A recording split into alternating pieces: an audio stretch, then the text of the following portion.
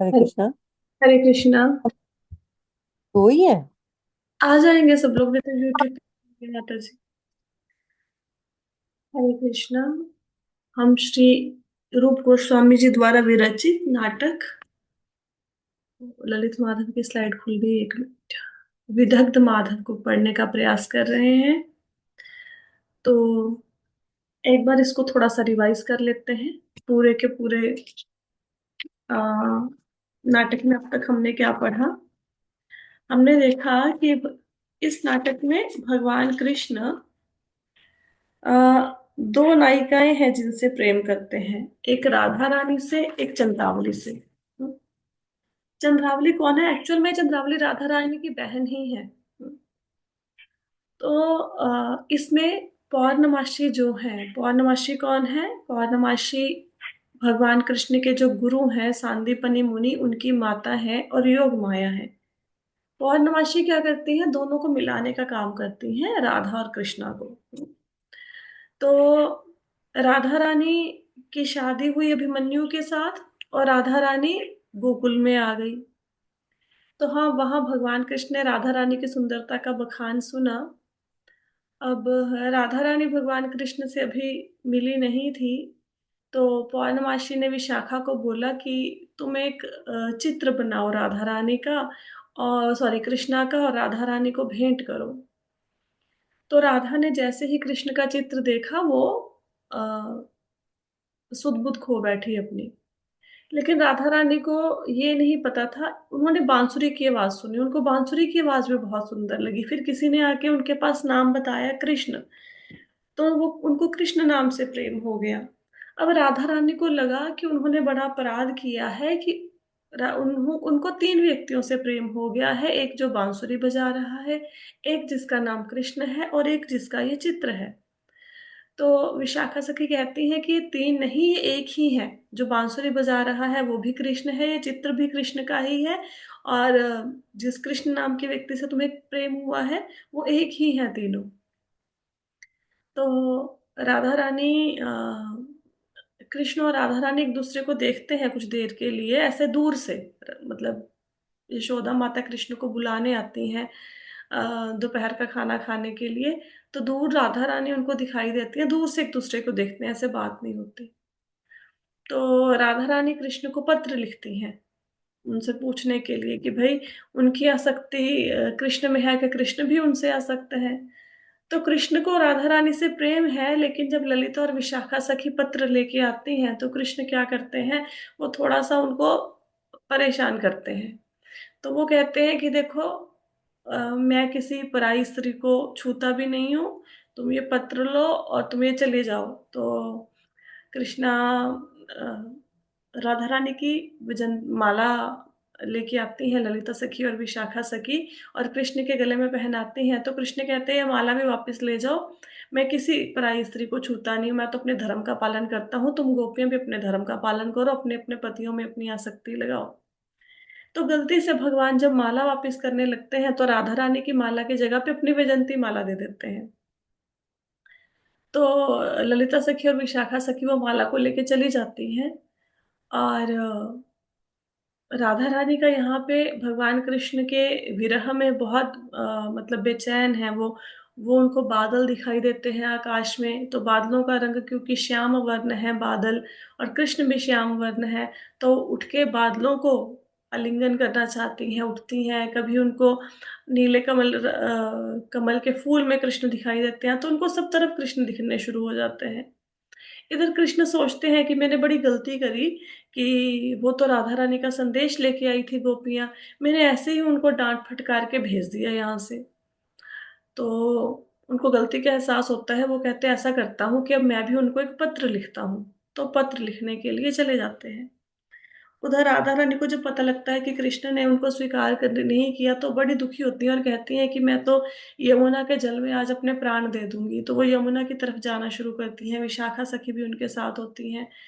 तो वहां पे यमुना के जल में अंदर प्रवेश करने से पहले वो कहती हैं कि चलो विशाखा मुझे वो चित्र दिखा दो दोबारा से। तो विशाखा सखी कहती है वो चित्र तो घर पर पड़ा है। तो राधा रानी कहती है ठीक है, फिर मैं मन में ही मतलब कृष्ण का ध्यान करती हूँ, ऐसे मन में कृष्ण के बारे में सोचती हैं, इतने में कृष्ण देख लेते हैं राधा रानी को, उनके सामने आके खड़े हो जाते हैं।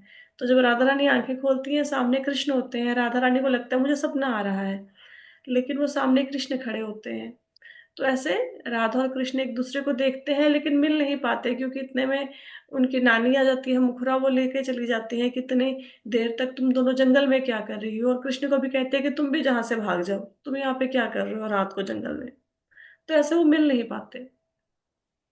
फिर पौर्णमासी के पास कृष्ण जाते हैं कि मैं राधा से मिला था लेकिन मेरा तो मिलन अधूरा रह गया, बीच में नानी आ गई।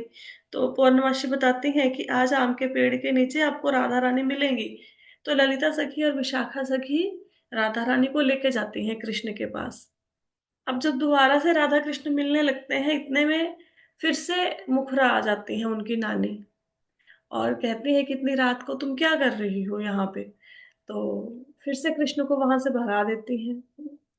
तो ऐसे, लेकिन फिर भी राधा कृष्णों को इतना पता लग जाता है कि वो दोनों एक दूसरे से प्रेम करते हैं। उसके बाद क्या होता है कि जो चंद्रावली है, जो इस नाटक में एक दूसरी नायिका समझ लो, थोड़ा उनका करेक्टर कोई ज्यादा विस्तार से चर्चा नहीं की गई, लेकिन चंद्रावली से भी भगवान कृष्ण प्रेम करते हैं, क्योंकि भगवान कृष्ण सभी गोपियों से प्रेम करते हैं। उनमें से चंद्रावली और राधा रानी प्रमुख हैं, सबसे उच्चतर भक्ति राधा रानी की है, चंद्रावली को भी वो मिलने जाते हैं। तो क्या होता है कि अब कृष्ण एक दिन गोवर्धन पर्वत के पास आते हैं घूमते घूमते। तो इधर चंद्रावली की सखियों को पता लगता है कि कृष्ण जो है वो गोवर्धन पर्वत के पास आए हुए हैं। तो चंद्रावली की सखियां क्या करती हैं, वो कृष्ण से मिलने के लिए लेके जाती हैं चंद्रावली को। तो जब चंद्रावली कृष्ण से मिलती हैं, तो अ, कृष्ण के मुख से नाम निकल जाता है राधा का, कि राधा के बिना मैं बड़ी विरह वेदना हूं मैं हूं। तो चंद्रावली गुस्से हो जाती हैं कि आप मेरे सामने और राधा का नाम ले रहे हो। तो कृष्ण थोड़ा छुपा जाते हैं बात को कि नहीं राधा नहीं, मैं तो धारा का नाम, धारा बोल रहा था कि तुम प्रेम की धारा हो, ऐसे छुपा जाते हैं। तो चंद्रावली गुस्से होकर चली जाती हैं। फिर क्या होता है कि कृष्ण, मधुमंगल आता है कृष्ण का सखा और देखता है कि चंद्रावली कृष्ण को छोड़ के चली गई, कृष्ण बड़े दुखी हैं। तो मधुमंगल चंद्रावली को मनाने चला जाता है। इधर कृष्ण का दूसरा मित्र आता है सुबल। उसको लगता है कि कृष्ण के बिना दुखी हो रहे हैं, तो वो सोचता है कि अच्छा मैं राधा को लेके आता हूँ। अब मधुमंगल चंद्रावली को लेने चला गया और सुबल राधा को लेने चला गया, अब दोनों चले गए। अब मधुमंगल चंद्रावली को लेके आ जाता है उस और उसकी सहेली को, पद्मा को। तो भगवान कृष्ण से जब दोबारा से चंद्रावली मिलती है, तो भगवान के मुख से फिर राधा राधा शब्द निकल जाता है। तो वो बोलते हैं मंगल भा राधिका, ऐसे संस्कृत में एक श्लोक है। तो चंद्रावली को फिर से गुस्सा आ जाता है कि इसी बात पे तो पहले लड़ाई हुई थी कि राधा का नाम ले रहे हैं, फिर से राधा का नाम ले रहे हैं। लेकिन मधुमंगल बात को संभाल लेता है, वो कहता है मंगल भार राधिका नहीं बोला, इन्होंने बोला है मंगल भार दिका। ऐसे राधा नाम को स्प्लिट कर देता है, मंगल भा के साथ र लगा देता है और धिका को अलग कर देता है। तो कहते हैं इन्होंने ये बोला है चंद्रावली कि आप अपने कल्याण, आपके कल्याण का भार और अधिक बढ़ बढ़ गया है। तो चंद्रावली भी बातों में आ जाती है।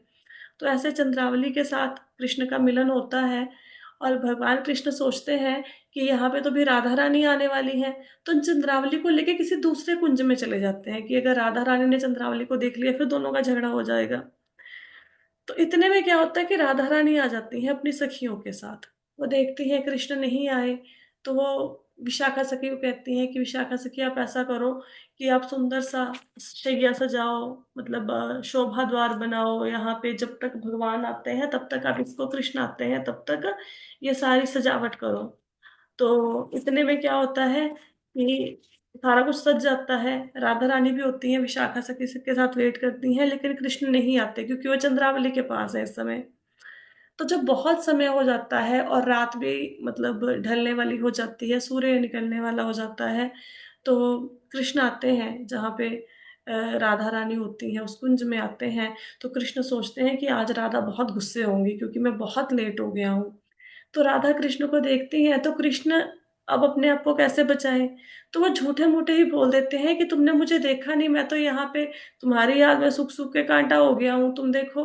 है ना? मेरे हाथ में फूल हैं, देखो ये मुरझा गए हैं, मैं कितना तुम्हारी विरह वेदना से तप रहा हूँ। तो राधा रानी कहती है कि आप तो झूठ बोल रहे हो, ललिता सखी, विशाखा सखी भी साथ में मिल जाती हैं कि तुम झूठ बोल रहे हो।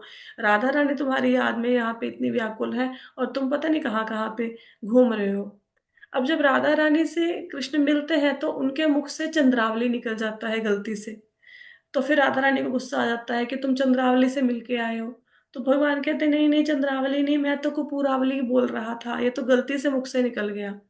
तो राधा रानी को पता तो लग जाता है, ऐसा दोनों का राधा रानी मान करती हैं कि मतलब आप मतलब मेरे से मिलने नहीं आए और दूसरी गोपियों के साथ घूम रहे हो। तो भगवान कृष्ण कहते हैं कि नहीं, ये जो मैंने फूलों से खुद को सजाए हैं तुम्हारे लिए ही सजाया है। तो राधा रानी कहती है कि दो सारे फूल मुझे। तो भगवान कृष्ण राधा रानी को देखते देखते फूल के साथ अपनी बांसुरी भी दे देते हैं, उनको पता नहीं चलता।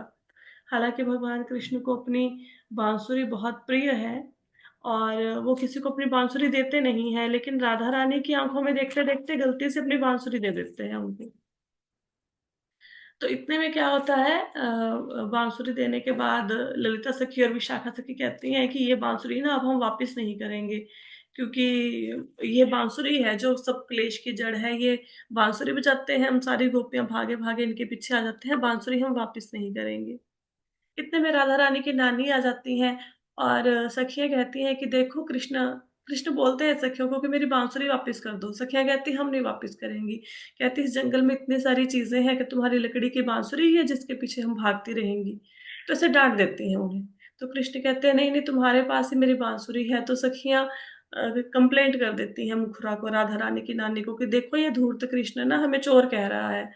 तो नानी कहती हैं कि मैं तुम्हें कंस के पास लेके जाऊँगी राधा रानी को और उनके दरबार में जाके कहेंगे कि हमारे ऊपर चोरी का झूठा इल्ज़ाम लगाया है कृष्ण ने।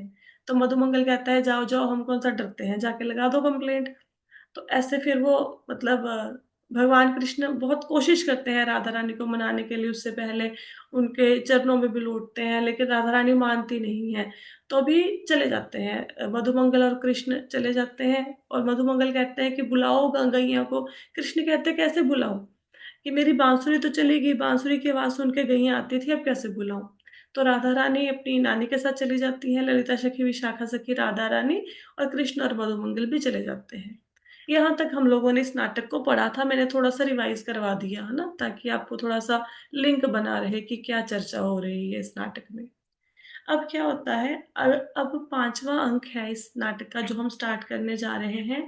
इस क्योंकि नाटक है तो मंच पर अब कौन आएगा? पौर्णमासी। पौर्णमासी सांदीपनि मुनि की माता, जो कृष्ण के गुरु हैं। तो पौर्णमासी कहती हैं कि मैं राधा का जो कृष्ण के प्रति प्रेम है और जो राधा कृष्ण को ना पाकर व्याकुल हो गई हैं। अब राधा रानी ने झगड़ा तो कर लिया कृष्ण के साथ, लेकिन अब उनको अपनी गलती पर पछतावा हो रहा है कि मैं तो कृष्ण से मिलने गई थी, मैंने क्यों झगड़ा किया, उन्होंने इतना मतलब मेरे को मनाने की कोशिश करी, मैं मानी क्यों नहीं।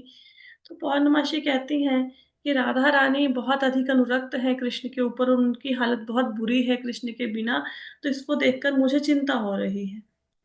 तो सामने देखती हैं तो मंच पर कोई आ रहा है, तो कहती हैं कौन आ रहा है? तो कहती हैं कि मधुमंगल के साथ कौन आ रहा है? ये तो वृंदा देवी आ रही हैं। तो वृंदा और मधुमंगल स्टेज पर प्रवेश करते हैं। वृंदा कौन है?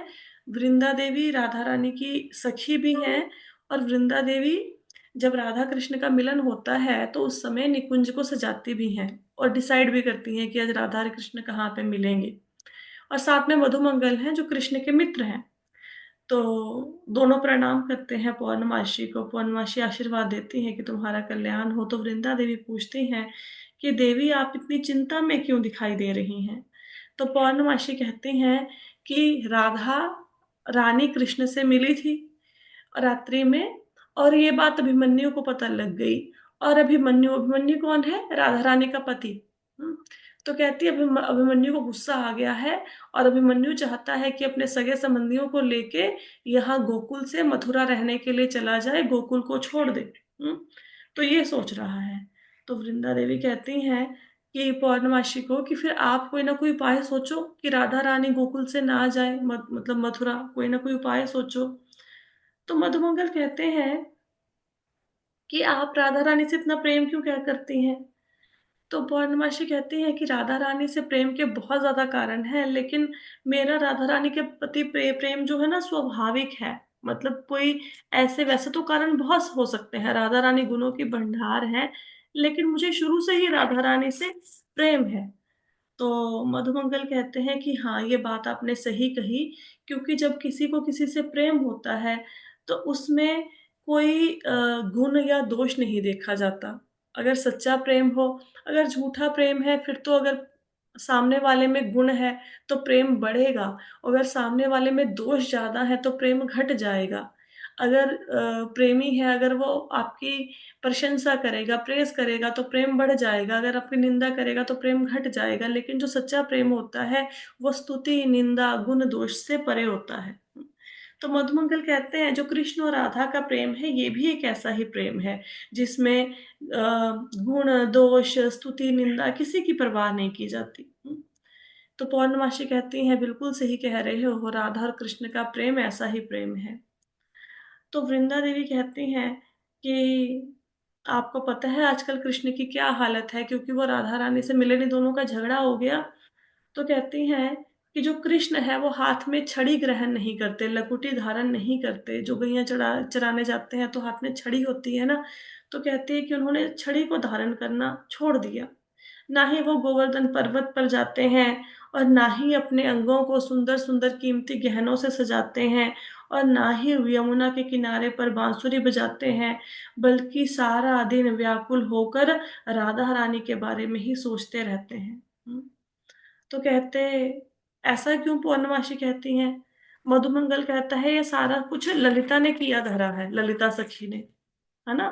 तो पौर्णमासी कहती हाँ, मुझे लगता है ललिता ने ही राधा को भड़का दिया है कि राधा तुम ऐसे ही कृष्ण के पीछे पीछे घूमती रहती हो। जो कृष्ण है वो तो बाकी गोपियों के पास जाते हैं, कभी चंद्रावली के पास, कभी किसी के पास। तो तुम कृष्ण का पीछा करना छोड़ दो, वो उन्हें तुम्हारी परवाह नहीं है तो तुम भी उनकी परवाह ना करो।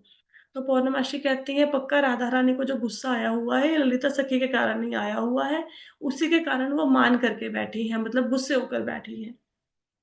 वृंदा देवी कहती हैं और नहीं तो क्या। तो पौर्णमासी कहती हैं कि इस समय ललिता कहाँ पे है? तो वृंदा देवी कहती हैं कि मैंने भेजा है सुबल को, जो भगवान कृष्ण के मित्र हैं सुबल, उनको ललिता सखी की खोज में भेजा हुआ है। तो इतने में सुबल आता है और प्रणाम करता है पौर्णमासी को। तो पौर्णमासी पूछती हैं कि सुबल तुमने कहीं राधा रानी को देखा? तो सुबल कहते हैं हाँ, मैंने देखा है, वो अपनी नानी के घर के पास जो आम का पेड़ है वहां पे बैठी हैं। तो पौर्णमासी कहती हैं कि मधुमंगल तुम जाओ और कृष्ण को जाके बोलो कि मैं राधा रानी को मना के लेके आती हूँ तुम्हारे पास, और मैं राधा रानी के पास खुद जाती हूँ और उनको मनाने के लिए तैयार, मतलब कृष्ण से मिलने के लिए तैयार करती हूँ। तो पौर्णमासी मधुमंगल को भेज भेज देती है कृष्ण के पास कि तुम संदेश लेके जाओ कि राधा रानी मिलने आएंगी तुमसे, आप दुखी होके मत बैठो। और कहती कि मैं खुद जाके राधा रानी को मनाती हूँ। तो मधुमंगल खुशी खुशी चला जाता है कि मेरा मित्र इतना दुखी है, अब वो ठीक हो जाएगा। तो वृंदा देवी कहती हैं सुबल, अब सुबल को वृंदा देवी कहती हैं कि मैंने विशाखा के नाम पर एक पत्र लिखा था, जो राधा रानी की दूसरी फ्रेंड है। तो तुमने वो पत्र दे दिया विशाखा को? सुबल कहता है हाँ, मैंने दे दिया। तो कहती पौर्णमासी इतने में कहती है कि हम ऐसा करते हैं, सब लोग मिलकर राधा के पास चलते हैं और राधा को मनाते हैं। तो वृंदा देवी कहती है सुबल को कि हम दोनों चलते हैं, और पौर्णमासी चली जाती हैं राधा रानी को मनाने। तो पौर्णमासी देखती हैं, इतने में उनके पास ललिता सखी आती हैं। तो ललिता सखी कहती हैं कि पौर्णमासी मैं आपसे ही मिलने जा रही थी। पौर्णमासी कहती क्यों, मेरे से मिलने क्यों आ रही थी? तो कहती वो देखो जो कृष्ण है ना वो बार बार राधा का अपमान करता है, लेकिन राधा रानी को कोई फर्क ही नहीं पड़ता इससे कि कृष्ण मेरा अपमान कर रहा है, और मैं भी थोड़ा अपने सम्मान की चिंता करूं और कृष्ण से मिलने का हट छोड़ दूं, थोड़े दिनों में उसको अपने आप अकल आ जाएगी, अपने आप ही आ जाएगा। तो कहती हैं कि राधा रानी अपने मान सम्मान की परवाह ना करके फिर से कृष्ण से मिलना चाहते हैं। तो पौर्णमासी कहती कि बेटी, ये तुम्हारा जो झगड़ा हुआ है ना, ललिता को कहती है कृष्ण के साथ, ये व्यर्थ का झगड़ा है, कृष्ण का कोई दोष नहीं है, वो किसी से मिलने नहीं गया था, वो तो राधा से ही मिलने आया था, ये तो मधुमंगल है, उसके मुख से गलती से चंद्रावली शब्द निकल गया, कृष्ण की कोई गलती नहीं है। तो ललिता सखी मन में सोचती है कि हाँ, मुझे नांदी मुखी ने भी ऐसा ही कहा था कि कृष्ण तो किसी से मिलके नहीं आया। तो कहती हो सकता है मेरे कोई गलती लगी हो, ललिता सखी सोचती हैं। तो इतने में वो देखती हैं राधा रानी के पास जाती हैं दोनों, ललिता और पौर्णमासी। और राधा रानी बैठी हैं आम के पेड़ के नीचे और कांप रही हैं। और क्या कह रही हैं, अपने आप को बोल रही हैं कि जो कृष्ण थे वो मुझे मिलने आए थे, हैं, उन्होंने बड़ा मुझे मनाया और उन्होंने मुझे माला दी, मैंने उनकी माला दी हुई दूर फेंक दी। उन्होंने पृथ्वी पर लेट लेट के मेरे से प्रार्थना करी, है ना, अपना उनका मोर मुकुट पृथ्वी पर स्पर्श कर रहा था कि भाई तुम मान जाओ राधा। लेकिन देखो मैं कितनी अभागिन हूँ, मैं मानी नहीं, और अब कृष्ण मुझसे मिलने नहीं आ रहे, तो मैं उनकी विरह वेदना में जल रही हूँ। तो पौर्णमासी कहती हैं ललिता को कि हम छुप के सुनते हैं कि राधा क्या कहती हैं। तो राधा रानी कहती हैं कि अ, वो गोपियां धन्य हैं जिनसे कृष्ण मिलने जाते हैं। लेकिन कहते हैं मैं क्या करूं, अब मेरा मन तो कर रहा है कृष्ण से मिलने का, लेकिन अगर मैं कृष्ण से मिलने जाऊंगी तो ललिता मेरे को बहुत डांटेगी कि भाई मैंने तुम्हें समझाया था ना, कृष्ण दूसरी गोपियों के पास घूमते रहते हैं, तुम उनसे मिलना बंद कर दो। तुम फिर से अपने मान सम्मान की परवाह ना करके कृष्ण से मिलने गई। तो राधा रानी कहते हैं कि मेरा मन तो कर रहा है कि मैं कृष्ण से मिलूं, लेकिन मुझे डर लग रहा है कि ललिता सखी मुझे डांटेंगी। तो कहती है ये जो मैं अपना ईगो लेकर बैठ गई हूँ, मैं अपना मान लेकर बैठ गई हूँ, ये तो मेरे लिए विष के समान बन गया है। तो ललिता सखी कहती हैं जब वो छुप के बातें सुन रही होती हैं कि देखो राधा सारा दोष मुझ पर लगा रही है, इसने खुद ही कृष्ण को भेज दिया, इतना मना रहा था उस दिन तो मानी नहीं, अब सारा दोष मेरे को मढ़ रही है कि ललिता सखी ने कहा है कि कृष्ण से मिलने नहीं जाना। अब राधा रानी को तो पता नहीं कि छुप के कोई बातें सुन रहा है, वो अपनी धुन में बातें करे जा रही हैं। इतने में कोई भंवरा आता है, तो भंवरे को कहती हैं कि ये जो भंवरा है, आ, भंवरा भी मुझे बार बार मना रहा है कि कृष्ण के मैं दर्शन करूं। तो पौर्णमासी कहती हैं कि देखो राधा रानी की क्या दशा हो गई है कि आसपास जो भी पशु पक्षी कीट पतंगे हैं, उनको ये लग रहा है कि ये सारे कृष्ण के दूत हैं और ये संदेश लेके आए हैं कि चलो राधा रानी कृष्ण के पास चलो। राधा रानी को ये लग रहा है कि सारे भंवरा, हिरन, जो कोई भी है वहां पे पक्षी है कोई, कि वो सारे राधा रानी के लिए कृष्ण का संदेश लेके आए हैं। तो राधा रानी कहती हैं उनको लगता है कि कृष्ण है नहीं कृष्ण वहां पे, उनको ऐसे लगता है कि देखो कृष्ण मेरे पास आ गए हैं और मुझे मेरा आलिंगन कर रहे हैं। तो राधा रानी कहती हैं कि तुम तो चंद्रावली के पास गए थे ना, जाओ उन्हीं के पास जाओ, मेरे पास आने की क्या जरूरत है, तुम दूर हट जाओ। अगर तुम मेरे पास आओगे तो तुम मेरे गुस्से का, मेरे क्रोध का शिकार बनोगे। तो कहती यमुना के तट को कहती हैं कि यमुना के तट तुम साक्षी हो कि ये जो कृष्ण है ना, ये देखो कैसे मेरा अपमान करता है, चंद्रावली के पास जाता है और फिर मेरे को इससे मतलब पीड़ा होती है, फिर भी ये चंद्रावली के पास जाता है। तो ऐसे करके कृष्ण है नहीं, बस उनको ऐसे दिखने शुरू हो जाते हैं कि वो पास में है, मेरे पास आ रहे हैं, मैं उनको डांट रही हूँ कि तुम दूर हट जाओ। तो पौर्णमासी कहती हैं कि भाई राधा रानी की दशा बहुत बुरी हो रही है कृष्ण के बिना, इनको सब जगह कृष्ण ही कृष्ण दिखाई देने शुरू हो गए हैं। ऐसा करो जल्दी से ललिता सखी इसको कृष्ण के पास ले जाओ। तो ललिता सखी आती हैं राधा रानी के पास और राधा को कहती हैं कि सखी यहाँ पे अकेली क्या कर रही हो। तो राधा रानी कहती हैं कि मैं अकेली कहाँ पे हूँ, ये देखो कृष्ण खड़े हैं। फिर देखती हैं, कहती कृष्ण नहीं है, अच्छा मेरे को सपना आ रहा था, मैं अकेली बैठी हूँ। तो राधा रानी कहती हैं कि देखो कृष्ण ने मेरी कैसी हालत कर दी है कि वो है नहीं, फिर भी मुझे सब जगह पे दिखाई दे रहे हैं, है ना। तो जैसे मैं विरह वेदना में जल रही थी कृष्ण की, उन्होंने सपने मतलब स्वप्न के रूप में मेरे पास आए और मेरी विरह वेदना को शांत किया। तो इतने में विशाखा सखी आती हैं और विशाखा सखी कहती हैं अभी थोड़ी देर पहले मैंने बताया था ना कि वृंदा ने पूछा कि मैंने एक पत्र लिखा था सुबल, तुमने पहुंचा दिया राधा रानी के पास। तो सुबल कहता हाँ मैंने दे दिया। तो विशाखा सखी कहती हैं कि मेरे पास ना सुबल एक पत्र लेके आया है, मैं पढ़ूं उसको। तो ललिता सखी लेकर पढ़ने लग जाती हैं।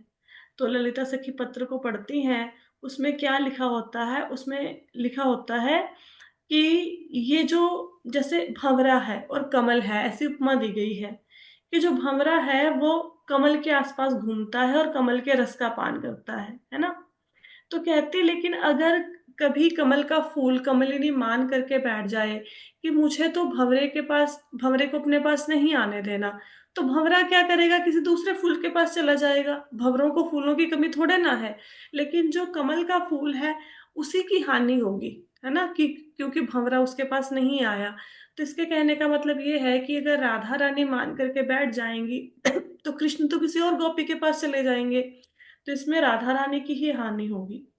तो राधा रानी कहती हैं कि मुझे ऐसा लग रहा है कि कृष्ण भी मुझे ना पाकर उदास है और मेरी भी जो दशा है वो अच्छी नहीं है। मुझे ऐसा लग रहा है कि मुझे कृष्ण से मिलना चाहिए।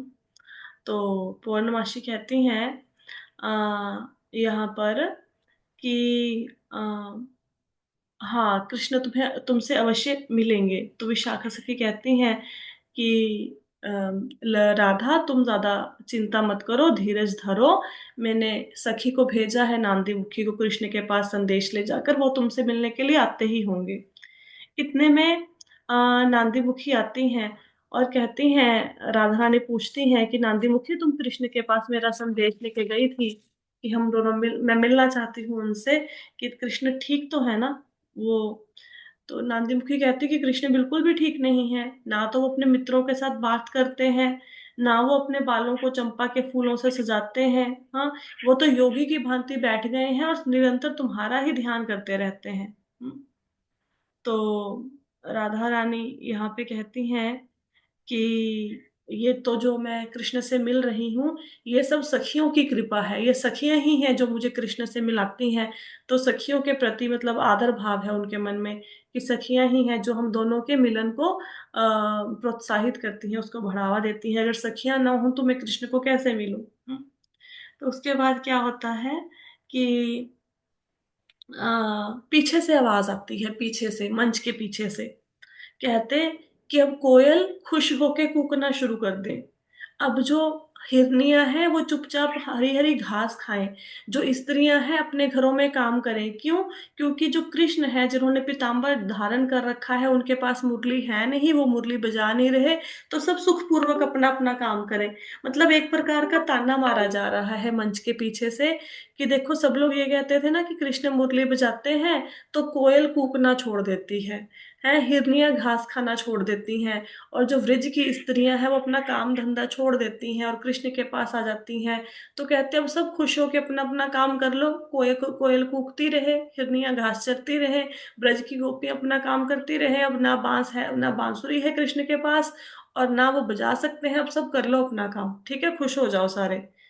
तो राधा रानी को सडनली ध्यान आता है कि भी बांसुरी तो मेरे पास है ना। तो बांसुरी को निकालती है, क्योंकि आपको याद होगा मैंने अभी आपको बताया था ना पिछली क्लास में भी, कि बांसुरी भगवान कृष्ण ने गलती से राधा रानी को दे दी फूलों के साथ साथ। तो राधा रानी बांसुरी को निकालती हैं और उससे बातें करती हैं और कहती हैं कि उन तुम बांस से तुम्हारी उत्पत्ति हुई है, मतलब जिस वंश से तुम आई हो बांसुरी वो धन्य है। और कहती हैं तुम धन्य हो कि कृष्ण, तुम्हारा जो निवास है वो भगवान कृष्ण के हाथों में है, और तुम सीधी सादी हो, बांसुरी सीधी होती है ना। और कहती हैं कि तुमने पता नहीं कहाँ से तुमने ये विद्या प्राप्त की है कि तुम सारी गोपियों के मन को मोह लेती हो। तो विशाखा सखी कहती है कि जो कृष्ण की बांसुरी है ना, ये थोड़ी जादुई बांसुरी है। अगर इसको हवा में तुम लहरा दो ना राधिका, तो ये खुद ही बजने लग जाएगी। राधिका कहती है अच्छा ऐसी बात है कि मैं हवा की और बांसुरी को लहराऊंगी, ये अपने आप बजने लगेगी। तो सखी वो विशाखा सखी कहती है और नहीं तो क्या। तो क्या करती है राधा रानी, हाथ में बांसुरी को लेती है और हवा की ओर कर देती हैं। तो इतने में क्या होता है, बांसुरी बजने लगती है अपने आप। तो विशाखा सखी कहती है देखो बांसुरी की आवाज सुनो। तो वृंदा देवी इतने में आती है और कहती हैं कि मैंने ये सुना है कि ललिता ने राधिका को भड़का दिया है कि ये जो बांसुरी है कृष्ण को कभी वापस नहीं करनी, हम अपने पास रखेंगे। तो पौर्णमासी कहती है ठीक है, मैं कुछ सोचती हूँ कि बांसुरी कृष्ण को कैसे देनी है। इतने में क्या होता है इतने में मंच पर, अब सारा सीन तो आपको समझ आ गया होगा कि जो कृष्ण है वो राधा रानी के बिना उदास होके बैठे हैं, ना मित्रों से बात कर रहे हैं, ना कोई अपने शरीर को सजा रहे हैं, हाँ ना किसी पर्वत के ऊपर बैठ रहे हैं, बस अकेले बैठे हैं राधा के ध्यान में, है ना। और इधर राधा रानी भी परेशान है, झगड़ा तो कर लिया लेकिन मन में इच्छा है कि कृष्ण से मिलूं। तो सारी ललिता सखी, विशाखा सखी, नांदी मुखी, वृंदा, पौर्णमासी, ये सारे ना उनकी मीटिंग को अरेंज कर रहे हैं। तो राधा रानी को सब जगह कृष्ण कृष्ण दिखने शुरू हो गए हैं। तो इतने में क्या होता है कि वो बांसुरी निकालती हैं, हवा की ओर करती हैं, बांसुरी बजने लगती है। तो स्टेज पर जैसे ही बांसुरी बजती है वहां पे राधा रानी की सास आ जाती हैं, जिनका नाम है जटिला। तो राधा रानी की सास कहती है ये बांसुरी की आवाज कहाँ से आ रही है, पक्का ये कृष्ण है यहाँ पे। तो उनको ऐसा भ्रम हो जाता है कि कृष्ण राधा से मिलने आया है, मतलब मेरी बहू से मिलने कृष्ण आया है। तो कहती है आज मैं इसको रंगे हाथों पकड़ूंगी और सारी गोपियों को जाके दिखाऊंगी कि ये देखो कृष्ण आके छुप छुप के मेरी बहू से मिलता है, तो ये कोई अच्छी बात है पराई स्त्री से मिलना। तो वो आती हैं। तो दूर से देख के कहती हैं कि ये जो राधा है इसके हाथ में कृष्ण की मुरली कैसे आ गई। तो कहती है मैं रंगे हाथ आज राधा को पकड़ूंगी और बांसुरी जाके उससे छीन लूंगी। तो ये कहकर क्या करती है, एकाएक पूरे गुस्से में जाकर ना राधा को के पास जाती हैं और उसके हाथ से मुरली छीन लेती हैं कि दुष्ट गोपी राधा, मेरे को ये मुरली वापस करो। तो ललिता सखी कहती हैं अरे ये क्या हो गया, ये तो बांसुरी अब ले गई हैं, मतलब जटिला ले गई हैं, राधा रानी की सास ले गई हैं, अब हम क्या करें। ये तो अब सबको बता देंगी कि राधा कृष्ण से मिली थी, ये देखो बांसुरी उसका सबूत है, अब ये तो पंगा हो गया, अब क्या करें। तो जटिला कहती हैं कि मैं जाऊंगी पौर्णमासी के पास, दिखाऊंगी इसे, क्योंकि सब लोग मेरे बातों पर विश्वास नहीं करते कि कृष्ण और राधा एक दूसरे से मिलते हैं।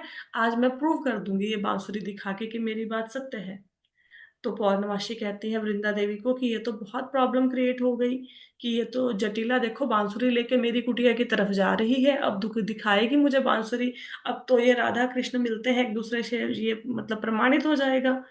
तो वृंदा देवी कहती हैं कि कोई बात नहीं, आप टेंशन मत लो। वृंदा देवी वृंदावन की देवी भी है ना, अधिष्ठात्री देवी है वृंदा देवी। तो कहती है कोई बात नहीं, आप टेंशन मत लो, मैं कोई ना कोई युक्ति लगाती हूँ कि ये जो जटिला है इसके हाथ से मुरली को छीना कैसे जाए। तो ये कहकर पीछे पीछे जाती हैं। तो जो ललिता है, ललिता कहती हैं जटिला को कि आप ना ज्यादा शक मत करो, ये बांसुरी हमें कृष्ण ने नहीं दी, हम कृष्ण से नहीं मिले थे। ये तो यमुना के किनारे गिरी पड़ी हुई मिली थी, ऐसे ही गिर गई होगी, कृष्ण बजाते बजाते उनके हाथ से छूट गई होगी, हमें तो यमुना के किनारे मिली थी। तो जटिला जटिला कहती है यादा ना, दिमाग चलाने की जरूरत नहीं है, मुझे पता है ये बांसुरी राधा के पास कैसे आई है कृष्ण की। तो इतने में क्या कहता है, सुबल आ जाता है। अब सबको पता लग जाता है कि अब ना संकट की घड़ी आ गई है, बांसुरी लग गई है जटिला के हाथ में। अब सब मिलके कोशिश करते हैं, ललिता सखी, विशाखा सखी, सुबल, वृंदा देवी, पौर्णमासी, कि किसी ना किसी प्रकार से जटिला के हाथ से बांसुरी ले ले, नहीं तो प्रूव हो जाएगा कि राधा कृष्णा मिलते हैं। तो सुबल कहते हैं, वो जटिला भागी जा रही है पौर्णमासी के घर की तरफ दिखाने के लिए कि देखो मैंने रंगे हाथों पकड़ लिया राधा को। सुबल कहते हैं अरे रुको रुको जटिला रुको, कहते तुम्हारे घर में वो देखो, वो जो बंदरी है तुम्हारे घर में घुस गई, तुम्हारी दही खा जाएगी। तो जटिला देखती हैं कि भाई एक बूढ़ी वानरी है, बूढ़ी बंदरी है, वो उनके घर में प्रवेश कर रही हैं। तो देखती हैं अरे ये तो मेरा मक्खन चुरा ले गई, ये जो वानरी है। तो क्या करती हैं, वो मुरली से मारती हैं, वो जो बूढ़ी वानरी आई थी ना माखन चुराने के लिए, मुरली से मारती हैं उसको। और पौर्णमासी कहती है कि पक्का ये जो बूढ़ी वानरी है जो मक्खन चुराने आई है, इसको वृंदा देवी ने भेजा होगा। तो वृंदा देवी क्या करती है, बांसुरी को चुराने के लिए एक बानरी को आदेश देते हैं कि तुम जाओ जटिला के घर पे माखन की चोरी करो, जटिला भाग के तुम्हारे पास आएगी, तुझे बांसुरी से मारेगी और तुम बांसुरी लाके मुझे दे देना।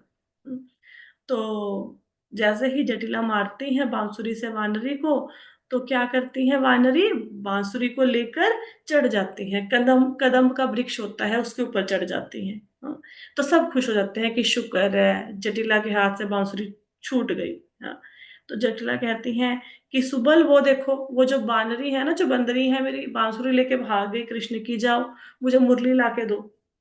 तो सुबल कहते हैं कि ये जो वो बंदरी है ना, ये तुम्हारी बहन का जो बेटा है विशाल, जटिला को कहती हैं कि उसकी उससे डरती है ये जो बूढ़ी बांदरी है, तुम ऐसे जाओ करो, उसको विशाल को बुला के लेके आओ, और वो गोवर्धन पर्वत पर बैठा है, उसको जाओ बुलाओ, वो तुम्हें बांसुरी लेके देगी ये। तो जटिला चली जाती है। तो पौर्णमासी कहती हैं कि शुक्र है जटिला चली गई, और अब ये भी अच्छी बात है कि बांसुरी भी हमारे हाथ में आ गई है ना। अब हम उनके हाथ में नहीं आई, मतलब चलो जो वानरी हैं वो लेके चली गई हैं बांसुरी, है ना। तो कहती हैं कि चलो अब ऐसा करते हैं, हम वानरी के हाथ से ना बांसुरी ले लेते हैं और राधा रानी को कृष्ण से मिलाने की व्यवस्था करते हैं, ठीक है। तो अभी तो खैर समय होने वाला है ना, 1 मिनट ही रह गया, इसके बाद की कथा हम कल को पढ़ेंगे कि अब क्या होगा, ये बांसुरी कैसे कृष्ण को मिलेगी, राधा कृष्णा फिर से मिलेंगे कि नहीं मिलेंगे, मिलेंगे तो क्या होगा, फिर जटिला कोई नया बखेड़ा तो नहीं खड़ी कर देगी, है ना। तो ये सारी बातें, और क्या अभिमन्यु राधा रानी को लेके मथुरा जाएगा, और फिर अगर जाएगा तो उसको रोकेगा कौन मथुरा जाने से, ये बातें हम कल की कथा में करेंगे, है ना। सबको आई होप सो कि समझ आ गई होगी, है ना, जितना आज किया है नाटक विदग्ध माधव। तो ठीक है, आज कथा को यहीं पे विश्राम देते हैं, समय होने वाला है, इससे आगे की कथा हम लोग कल करेंगे कि अब बांसुरी का क्या बना और राधा रानी कृष्ण का मिलन हुआ कि नहीं। हरे कृष्णा।